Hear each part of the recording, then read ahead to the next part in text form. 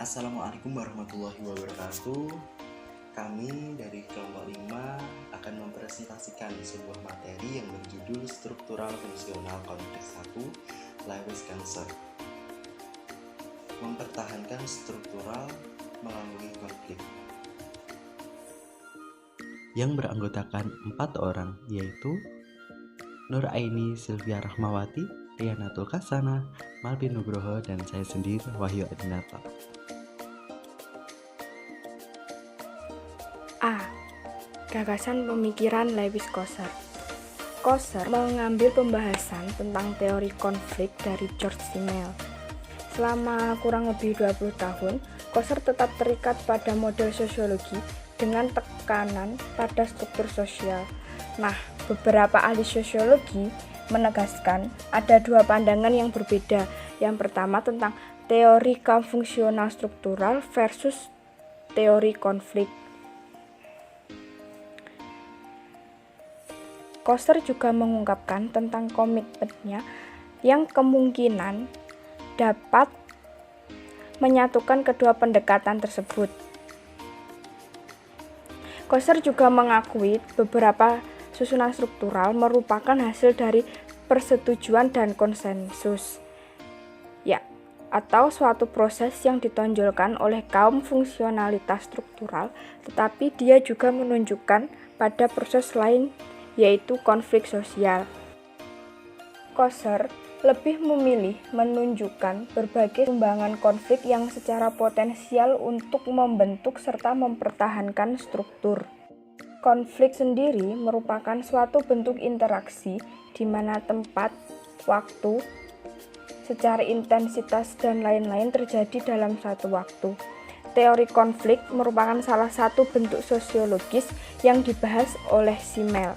Coser mengambil pembahasan konflik dari Simmel karena Coser berpendapat konflik secara positif membahas untuk membantu struktur sosial dan konflik secara negatif akan melemahkan struktur masyarakat.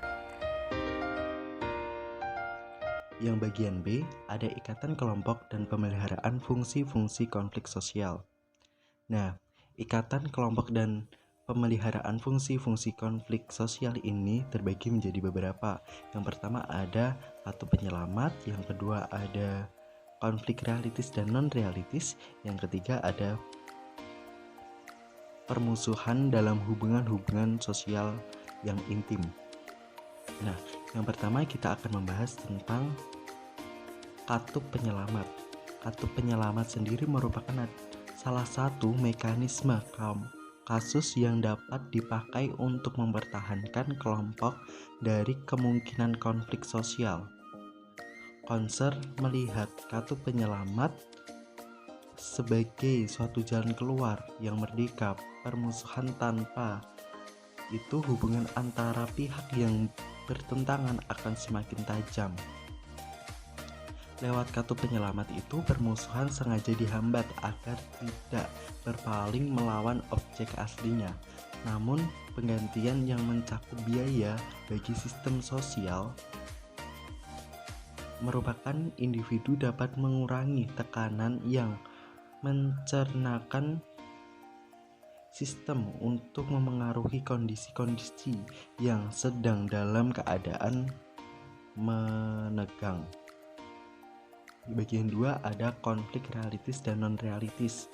Coser membedakan konflik realitis dan non-realitis. Konflik realitis berasal dari kekecewaan terhadap tuntutan-tuntutan kasus yang terjadi dalam hubungan dan dari keuntungan para partisipan dengan ditunjukkan pada objek yang dianggap cukup mengecewakan. Sedangkan konflik non-realitas adalah sebuah konflik yang bukan dari tujuan-tujuan saingan antagonis, melainkan kebutuhan untuk meredamkan suatu ketegangan.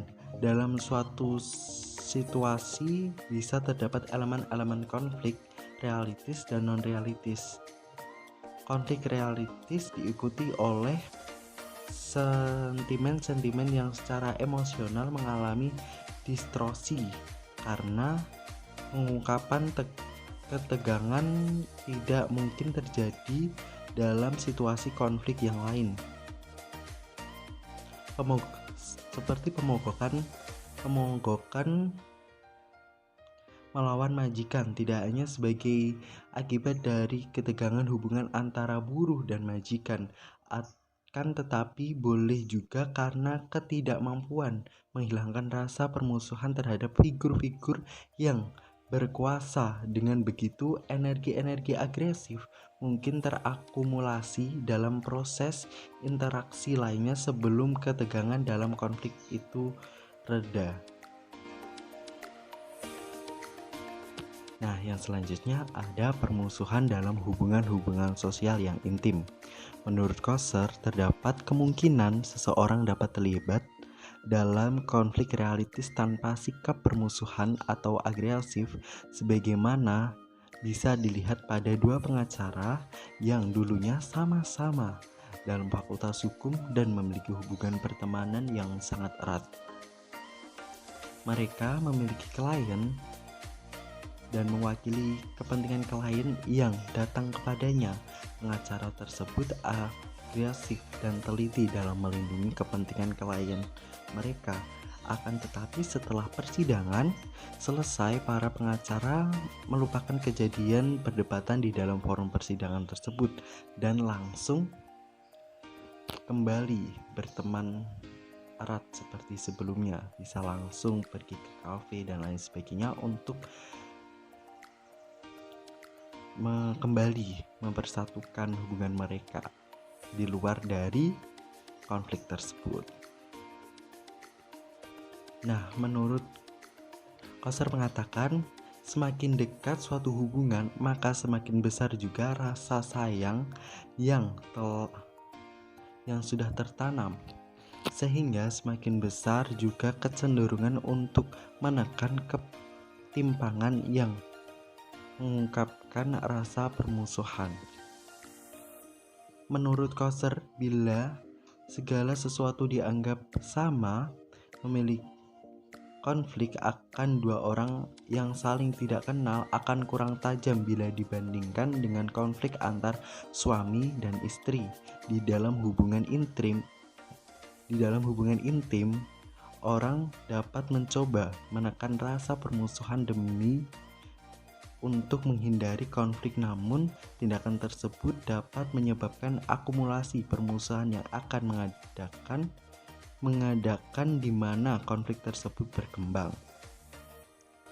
Menurut Koser mengatakan dan menegaskan bahwa tidak ada konflik yang tidak bisa dianggap sebagai petunjuk kemungkinan dan stabilitas dalam hubungan yang demikian.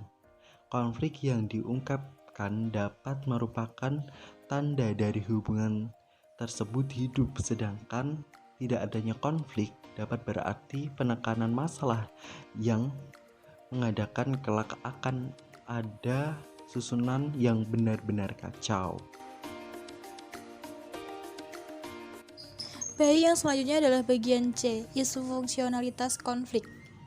Konflik bisa dipandang dengan pandangan yang positif karena dengan konflik bisa meredakan ketegangan yang ada.